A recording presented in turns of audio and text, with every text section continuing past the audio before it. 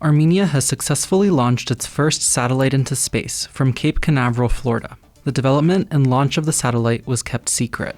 The low Earth orbit satellite was launched by SpaceX, a U.S. space manufacturer, in cooperation with the Armenian state-owned company GeoCosmos and Satlantis, a private firm headquartered in Spain.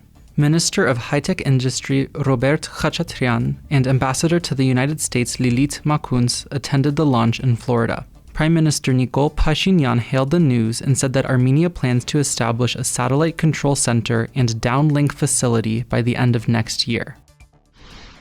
Azerbaijan has returned a young conscript to Armenia after holding him for just over 2 months. In late April, the soldier got lost and accidentally crossed into Azerbaijan, where he was captured.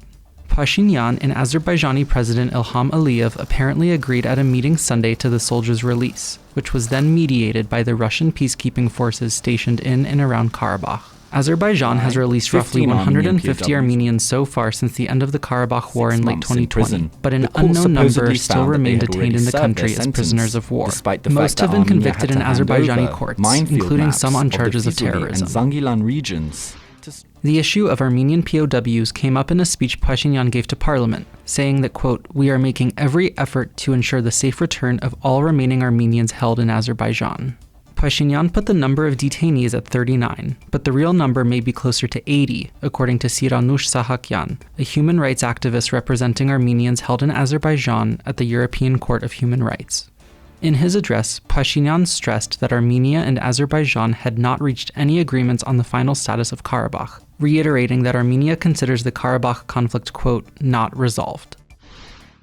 Later in the day, Pashinyan met with U.S. Ambassador Lynne Tracy to talk about negotiations between Armenia and Azerbaijan to resolve the Karabakh conflict. Pashinyan reportedly urged the United States to intensify its cooperation with Armenia, while Tracy reaffirmed Washington's support for Armenia's efforts at democratization and establishing peace in the region. Meanwhile, Ishkhan Saghatelyan, a senior opposition lawmaker who has emerged as the leader of the ongoing protest movement, announced that opposition legislators plan to convene a special parliamentary session next week. At the session, they plan to push the assembly to adopt a number of red lines for Armenia-Azerbaijan and Armenia-Turkey normalization efforts.